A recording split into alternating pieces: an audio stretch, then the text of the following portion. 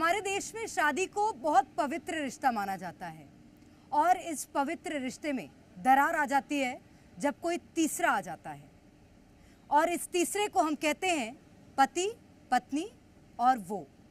अब सवाल ये है कि आखिर वो है कौन? अपराधी या अपराध कराने का एक जरिया? आज उसी वो को हम तलाशेंगे हमारी इस खास पेशकश जुर्म में। मैं हूं आपके साथ प्रेरणा मिश्रा और आइए शुरू करते हैं जुर्म।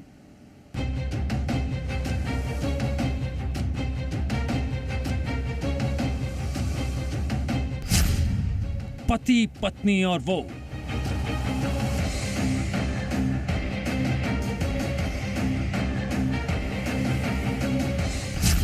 डेंजरस इश्क से बढ़ता खौफ।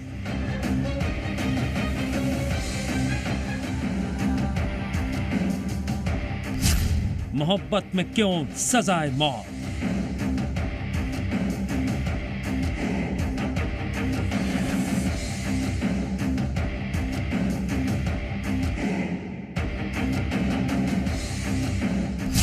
साहेब बीवी और वो कातिल। रिश्तों की डोर बहुत नाजुक होती है। इसे प्यार, वफादारी, समझदारी और एक दूसरे की इज्जत से संभाल कर रखना बहुत जरूरी होता है। अक्सर समय के साथ साथ ये सभी फैक्टर्स आपकी शादीशुदा जिंदगी से कम होने लगते हैं और अक्सर हम ऐसी खबरें भी सुनते हैं कि पति ने पत्नी की या पत्नी ने पति की हत्या कर दी। अब इस तरह की वारदातों में आखिर जिम्मेदार है कौन? पति, पत्नी या वो?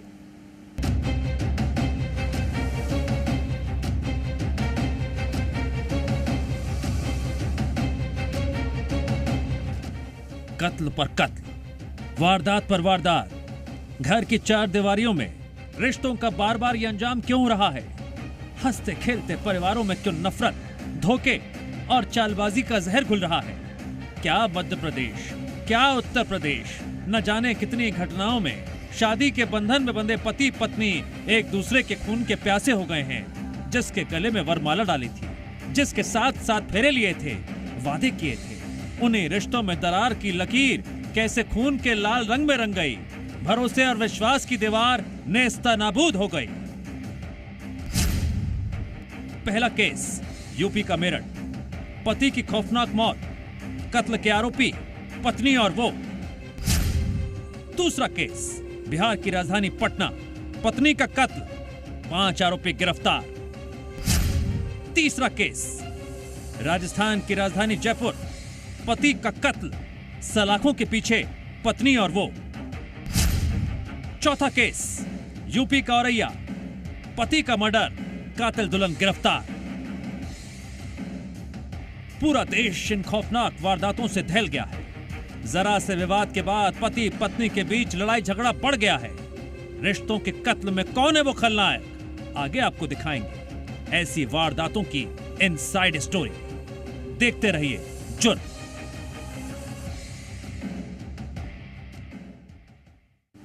मुस्कान, साहिल और सौरभ, ये वो नाम हैं जो पिछले कुछ दिनों से हम लगातार सुनते आ रहे हैं।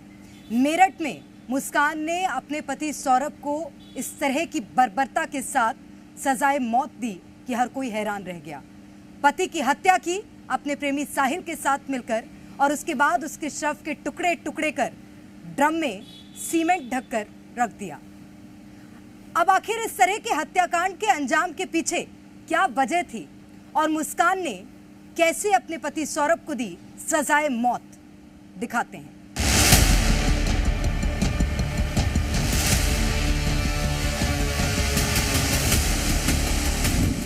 पहले की लव मैरिज, फिर पड़ोसी से हुआ प्यार और कुछ दिनों के बाद पति को मारकर मनाली में प्रेमी संग मनाया हनीमून। सुनकर आप चौंक गए होंगे कि आखिर माजरा क्या है और ये कहां की और किसकी प्रेम कहानी है। ये कहानी है उत्तर प्रदेश के मेरठ की, जहां मुस्कान नाम की एक लड़की को सौरभ नाम के एक लड़के से प्रेम हो जाता है। कुछ दिनों के बाद दोनों लव मैरिज भी कर लेते हैं। दोनों की जिंदगी में खुशियां थी। दोनों की एक प्यारी सी बेटी भी थी जो इस वक्त 2nd क्लास में पढ़ रही है, जिसकी वजह से उसकी पत्नी मुस्कान अकेले मेरठ में बेटी के साथ किराए के मकान में रहती थी। यहां तक तो सब कुछ ठीक ठाक चल रहा था, लेकिन जैसे ही साल 2019 आता है वैसे ही मुस्कान की लाइफ में होती है मोहित की एंट्री, जो उसी मोहल्ले में रहता था। शुरुआत में दोनों के बीच दोस्ती थी, लेकिन ये दोस्ती धीरे धीरे खतरनाक मोहब्बत में बदल गई। मोहित अब मुस्कान की जिंदगी का हिस्सा बन चुका था और अब सौरभ की गैर मौजूदगी में उनके घर का भी। जो मुस्कान कभी अपने पति के साथ 7 फेरे लेकर संग जीने मरने की कस्में खाई थी, वही मुस्कान के मन में अपने पति को लेकर खतरनाक साजिश चलने लगी। और धीरे धीरे वक्त बीतता गया और आती है साल 2025 की तारीख 25 फरवरी। 25 फरवरी को ही मुस्कान का बर्थडे होता है और उसी को खास बनाने के लिए सौरभ लंदन से मेरठ आता है। वो इसे खास बनाने की तैयारी कर रहा था, लेकिन इस बार एक और चीज तय थी और वो थी सौरभ की हत्या। सौरभ लंदन से मेरठ लौटा था, लेकिन उसे क्या पता था कि ये उसकी आखिरी यात्रा होगी। इस खौफनाक साजिश को अंजाम देने के लिए मुस्कान और मोहित ने मिलकर योजना बनाई। 4 मार्च की रात जैसे ही सौरभ घर में सोने गया, मुस्कान ने इशारा किया और मोहित ने चाकू से उसके ऊपर हमला कर दिया। सौरभ पूरी ताकत से लड़ने की कोशिश कर रहा था, लेकिन मोहब्बत में अंधी हो चुकी मुस्कान ने उसे बचाने की कोशिश तक नहीं की। वो बेबस देखता रहा कि कैसे उसकी पत्नी और उसका प्रेमी उसके ही जान के दुश्मन बन चुके हैं। कुछ ही मिनटों में सौरभ की सांसें थम गई। आज देर शाम थाना ब्रह्मपुरी पुलिस को इंदिरा नगर में एक मर्डर की सूचना मिली थी। सूचना के आधार पर पुलिस जब मौके पर पहुंचकर जांच पड़ताल एवं पूछताछ की गई तो पाया गया कि एक सौरभ राजपूत नाम के व्यक्ति हैं जो कि मर्चेंट नेवी में कार्यरत थे। ये 4 तारीख को अपने घर आए थे और तब से ही ये देखे नहीं गए थे। शक के आधार पर इनकी पत्नी मुस्कान और मुस्कान का एक प्रेमी है साहिल, उसे पूछताछ के लिए पुलिस ने बुलाया था और पूछताछ के दौरान इन्होंने अपना जुर्म कबूलाया। इन्होंने बताया कि 4 तारीख को साहिल ने ये और मुस्कान के साथ मिलकर जो सौरभ है उनके चाकू से मार कर हत्या कर दी थी। हत्या करने के बाद उन्होंने शव के टुकड़े कर एक ड्रम में डालकर उसे सीमेंट से भर दिया था। सौरभ की हत्या के बाद मुस्कान और मोहित मनाली में 3 दिन तक रुके और मुस्कान होटल के कमरे की तस्वीर डालती रही ताकि किसी को शक ना हो। लेकिन मुस्कान ने एक ऐसी गलती कर दी जिसने उसके सारे राज से पर्दा उठा दिया। उसने ये पूरा घटनाक्रम अपनी माँ को बता दिया। शायद उसने सोचा कि माँ उसे बचा लेगी, लेकिन माँ ने पुलिस को फोन कर दिया। पुलिस ने जब मुस्कान से पूछताछ की तो पहले वो घबराई, फिर झूठ पर झूठ बोलती गई, लेकिन जैसे ही मोहित से पूछताछ की गई वो टूट गया और उसने पूरी कहानी उगल दी। जिसके बाद फिर पति पत्नी और वो के किस्से का खुलासा हुआ, साथ ही सौरभ की हत्या का राज भी खुल गया। जब पुलिस मौके पर पहुंची और कमरे में बंद पड़े ड्रम को खोला तो 2 घंटे की मशक्कत के बाद भी वो नहीं खुल सका। ठोस सीमेंट ने लाश को बुरी तरह से जकड़ लिया था, लेकिन पुलिस ने ड्रम को कब्जे में लेकर पोस्टमार्टम हाउस भिजवाया, जहां उसे काटकर सौरभ की डेड बॉडी को बाहर निकाला गया। और जैसे ही ये खबर फैली, पूरे इलाके में सनसनी फैल गई और हर कोई सुनकर हैरान रह गया।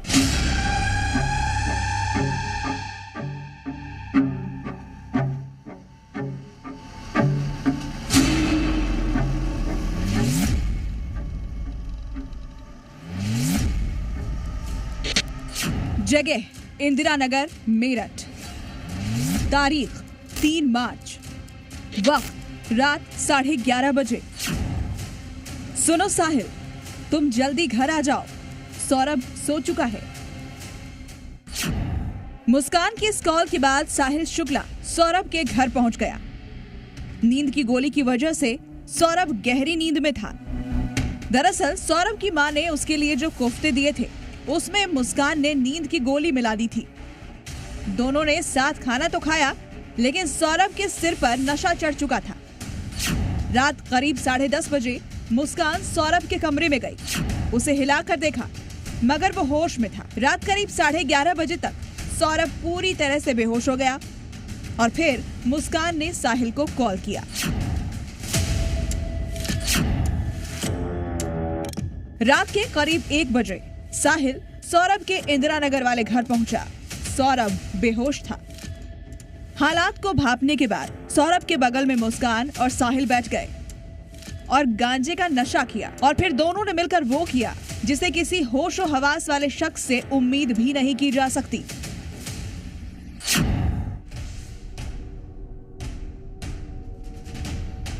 नई जिंदगी की शुरुआत तुम्हारे हाथों होगी। साहिल किचन में गया, वहां से चिकन काटने वाले 2 बड़े चाकू लेकर आया, जो कि उन्होंने पहले ही प्लानिंग के तहत खरीद लिए थे। अब साहिल ने मुस्कान से कहा, ये काम तुम्हें ही खत्म करना होगा। सौरभ का वध तुम ही करोगी, मैं नहीं।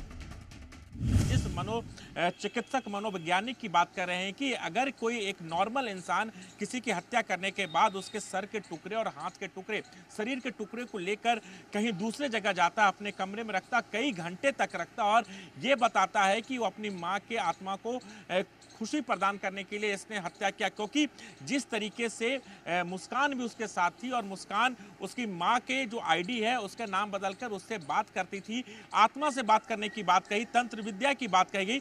कहीं ना कहीं ये एंगल काफ़ी महत्वपूर्ण हो जाता है कि उस विभत्स घटना को अंजाम देने के बाद किस तरीके से लाश के टुकड़े के साथ रहना कोई आम आदमी, आम इंसान, नॉर्मल इंसान नहीं रख सकता। इसलिए पुलिस इस एंगल से भी जांच कर रही है। मुस्कान तैयार हो गई। साहिल ने पहले चाकू पकड़ने का तरीका और शरीर में घोंपने का पैटर्न मुस्कान को सिखाया। करीब 20 मिनट तक दोनों ये सब करते रहे। फिर उन्होंने वहीं बेडरूम में गांजा पिया। इस दौरान साहिल बराबर मुस्कान को प्रमोट करता रहा कि ये एक अच्छा काम है, नई जिंदगी की शुरुआत है, ये तुम्हारे हाथों से ही होना चाहिए। मुस्कान भी गांजे के सुरूर में आ चुकी थी। उसने पहले कमरे के किनारे रखे हुए कूलर को ऑन कर दिया। इसके बाद मुस्कान ने चाकू अपने हाथ में लिया और सौरभ के सीने पर बाईं तरफ रख दिया। चाकू की नोक ठीक वहां थी जहां दिल होता है। मुस्कान के हाथों को ऊपर से साहिल ने अपने हाथों से पकड़ा, फिर चाकू को तेजी से सीने में घुसा दिया। सौरभ की हिचकी निकली, मगर वो पहले से बेसुध था, इसलिए चीख भी बाहर नहीं आई। खून फव्वारे की तरह तेजी से बहने लगा। साहिल रिस्क लेना नहीं चाहता था, इसलिए एक एक करके सीने में 3 बार और किए। इस दौरान भी दोनों एक साथ चाकू पकड़े हुए थे। जब उन्हें लगा कि सौरभ की सांस थम चुकी है, तब मुस्कान ने पैर और साहिल ने सौरभ के हाथ पकड़े। उसको उठाकर दोनों बाथरूम में लेकर गए। सबसे पहले साहिल ने सौरभ का गला काटा। इस दौरान मुस्कान दरवाजे पर खड़ी होकर सब देखती रही। साहिल ने लाश के टुकड़े पैक करने के लिए बैग मांगे। कुछ दिन पहले मुस्कान ने पैकिंग बैग ऑनलाइन खरीदे थे, वो उन्हें लेकर आए। तब तक साहिल ने दोनों हाथ काटकर शरीर से अलग कर दिए थे। बॉडी के टुकड़ों को बैग में रखा गया। सिर और दोनों हाथ एक बैग में पैक किए, पैर समेत धड़ एक बड़े बैग में पैक किए। फिर दोनों ने ब्लीचिंग पाउडर से बेडरूम और बाथरूम की सफाई शुरू की। सुबह करीब 3 बजे साहिल ने धड़ और पैर वाला बड़ा बैग बेडरूम के बेड बॉक्स के अंदर छिपा दिया। ऊपर से कपड़े रखे ताकि कोई खोले तो भी पता ना चले। फिर सिर और हाथ के टुकड़ों वाला बैग लेकर ब्रह्मपुरी के अपने घर की तरफ चल दिया। साथ में मुस्कान भी आ गई। साहिल का घर ब्रह्मपुरी में सौरभ के मकान से करीब 800 मीटर दूर था। वहां पहुंचने के बाद दोनों साथ में वहीं सो गए। दोनों के मन में ना तो कोई खौफ था, ना ही कोई मलाल। दोनों ने हत्या को वध मान लिया था और इसके साथ ही 4 जिंदगी नर्क से भी बदतर बन चुकी थी। ब्यूरो रिपोर्ट, जी मीडिया। मेरठ के बाद अब आपको कहानी बताते हैं जयपुर की, जहां कुछ इसी तरह का घटनाक्रम निकलकर सामने आया। यहां पर पत्नी ने अपने प्रेमी के साथ मिलकर पति की हत्या कर दी। पहले सर पर वार किया, उसके बाद गला घोंटकर मौत के घाट उतारा, फिर पति के शव को जला दिया और ठिकाने लगाने के लिए पत्नी खुद ही गई। दिखाते हैं आपको मोहब्बत में मर्डर की ये मिस्ट्री। तस्वीरें ध्यान से देखिए। अब से ठीक 5 सेकंड बाद 1 2 3 4 5। तस्वीरें एक बार फिर से देखिए। एक बाइक निकलती है, हेलमेट लगाए एक व्यक्ति बाइक चला रहा है और एक महिला पीछे बैठी हुई है और बीच में है सफेद बोरी। आप सोच रहे होंगे ये तो आम बात है, लेकिन ये कोई आम तस्वीर नहीं है। ये मोहब्बत के कत्ल की ऐसी कहानी है जिसे सुनकर आपके होश उड़ जाएंगे। अब इस तस्वीर की पूरी कहानी समझ लीजिए। बाइक पर बोरी पकड़कर बैठी महिला का नाम है गोपाली देवी और जो शख्स बाइक चला रहा है वो है दीनदयाल। दोनों प्रेमी प्रेमिका है, लेकिन जो बोरी में है वो है एक लाश जो महिला गोपाली देवी के पति की है। शादीशुदा महिला गोपाली के सिर पर मोहब्बत का ऐसा भूत सवार हुआ कि उसने अपने आशिक के साथ मिलकर पति को ही मौत के घाट उतार दिया और शव को बोरे में भरकर प्रेमी की बाइक पर बैठकर शहर के चौराहों के चक्कर लगाती रही। दोनों ही आरोपियों ने मृतक को एक कट्टे में डाल करके मोटरसाइकिल पे, और जो घटनास्थल है जहाँ से बॉडी बरामद हुई थी वहाँ डंप किया और उसको जलाने का प्रयास किया गया। पुलिस का दावा है कि मृतक धन्नालाल को गोपाली देवी और उसके आशिक दीनदयाल की हरकतों के बारे में पता चल गया था, जिसके बाद पत्नी ने अपने प्रेमी के साथ मिलकर पति को ठिकाने लगाने की सोची और प्रेमी के साथ मिलकर पति को मौत के घाट उतार दिया। एक बहुत लंबी दूरी तक सीसीटीवी कैमरे देखे गए। आरोपियों को संदिग्ध मानते हुए हिरासत में लेके पूछताछ की गई और ये घटनाक्रम पूरी तरह से क्लियर हुआ और हत्या की पूरी वारदात का खुलासा हुआ है। हत्या के बाद दोनों ने मिलकर शव को बोरे में रखा और उसे जंगल में ले गए। दोनों ने पहचान छिपाने के लिए शव को आग के हवाले कर दिया और वहां से फरार हो गए। लेकिन जब पुलिस को जंगल में अधजला शव मिला तो मामला खुल गया और सीसीटीवी के आधार पर पुलिस ने आरोपी पत्नी और उसके प्रेमी को गिरफ्तार कर लिया। फिलहाल जयपुर का जघन्य हत्याकांड इलाके में चर्चा का विषय बना हुआ है। ब्यूरो रिपोर्ट, जी मीडिया। और ठीक इसी तरह का घटनाक्रम उत्तर प्रदेश के औरैया से भी सामने आया है, जहां पर पत्नी अपने पति के मर्डर की प्लानिंग कर रही थी और पत्नी का खुलासा हुआ है। पत्नी की बेवफाई पति के मर्डर तक आई। मैरिज की इस मर्डर मिस्ट्री का क्या है पूरा प्लान, देखिए। मेरठ में पति की हत्या कराने वाली पत्नी की खौफनाक साजिशें अभी सामने आ ही रही हैं कि एक और दिल दहलाने वाली मर्डर मिस्ट्री डिकोड हो गई है। इन तस्वीरों में एक तरफ दिलीप यादव है तो दूसरी तरफ उसकी बेवफा पत्नी प्रगति है, जिसने शादी के महज 15 दिन के भीतर ही पति को मौत के घाट उतार दिया। लव मैरिज और प्लान्ड मर्डर की ये गुत्थी सुलझ गई है। जरा सुनिए इस मामले में एसपी औरैया अभिजीत आर शंकर ने क्या खुलासा किया है। प्रगति यादव और अनुराग यादव के बीच में गहराई से प्रेम प्रसंग था और साथ में रहने के लिए अपना पति को रास्ते से हटाने के लिए अनुराग को प्रगति ने 1 लाख रुपए भी पहले दिया था और अनुराग यादव ने राम जी के साथ 2 लाख रुपए में सौदा किया था कि इनको हत्या करें। जाहिर है प्रगति ने इसकी प्लानिंग तुरंत तो नहीं की होगी, यानी पहले दिलीप से प्यार का नाटक किया और फिर उसे रास्ते से हटाने के लिए प्रेमी का साथ दिया और कर दिया। सबसे बड़ा गुनाह, जरा सुनिए कैसे मर्डर के दिन प्रगति अपने पति की हर एक लोकेशन उसके प्रेमी को बताती रही और किसी मास्टरमाइंड की तरफ पूरा गेम चलाती रही। 19 तारीख को व्हाट्सएप कॉल के माध्यम से प्रगति यादव द्वारा अपना पति का लोकेशन भी अपना प्रेमी को पास ऑन किया था, जिसको आगे चलते हुए अनुराग ने जो दूसरा राम जी है उनको बताया था और उन लोग पीछे लगे ये मर्डर किया और है भी। यानी पति के मर्डर की पूरी स्क्रिप्ट प्रगति लिखती रही और उसका प्रेमी अनुराग वैसा वैसा करता गया जैसा प्रगति ने उसे कहा। फिलहाल प्रगति और उसका प्रेमी पुलिस की हिरासत में है। दोनों ने पुलिस के सामने अपने गुनाह कबूल कर लिए हैं। अब पत्नी की बेवफाई कैसे पति के मर्डर प्लान तक आई, इसकी कहानी भी सामने आ गई है। उम्मीद है इस दिलीप को इंसाफ मिलेगा और प्रगति और अनुराग के गुनाहों का हिसाब होगा। तो अब तक तो आप समझ ही गए होंगे कि हमारी आज की कड़ी पति पत्नी और वो में आखिर वो कौन है, और वही वो कारण बना बिहार में एक पत्नी की हत्या का। पति ने एक पत्नी को मौत के घाट उतार दिया और वजह थी वही वो जिसको आज हम हमारी इस खास पेशकश के माध्यम से तलाश रहे हैं। दिखाते हैं आपको बिहार में क्यों पति ने पत्नी की हत्या की, पूरी घटना क्या थी। सुरभि का हत्यारा हस्बैंड, वजह बनी गर्लफ्रेंड। पति गर्लफ्रेंड और दोस्तों सुरभि को मार डाला। डायरेक्टर सुरभि राज को पति ने मारी 7 गोलियां।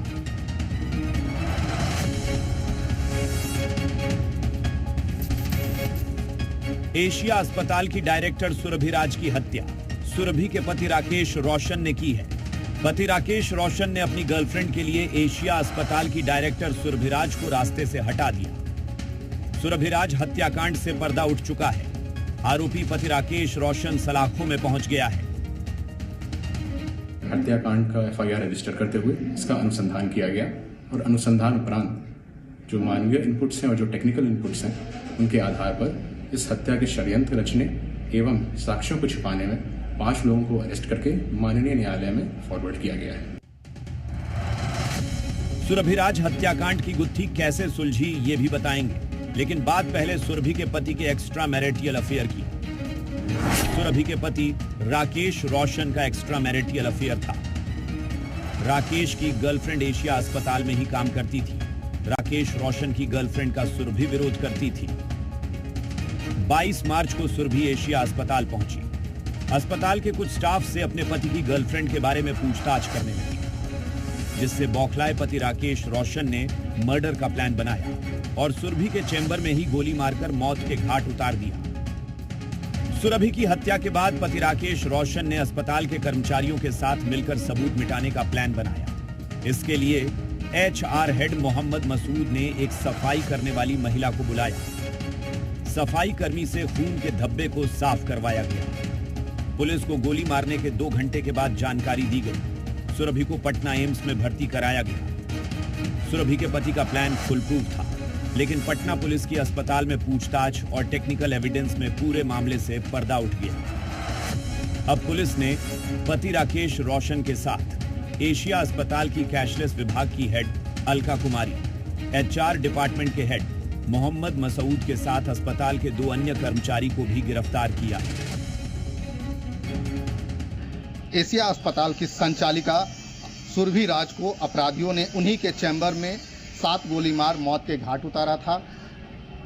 इस मामले में पुलिस ने कुल 5 अपराधियों को गिरफ्तार किया है, जिसमें सुरभि राज के पति राकेश रोशन, HR डिपार्टमेंट के हेड मोहम्मद मसूद के साथ कैशलेस विभाग की हेड अलका कुमारी को गिरफ्तार किया है। साथ ही 2 अन्य कर्मियों को भी पुलिस ने गिरफ्तार किया है, जिनसे कि पुलिस के द्वारा लगातार पूछताछ की जा रही है।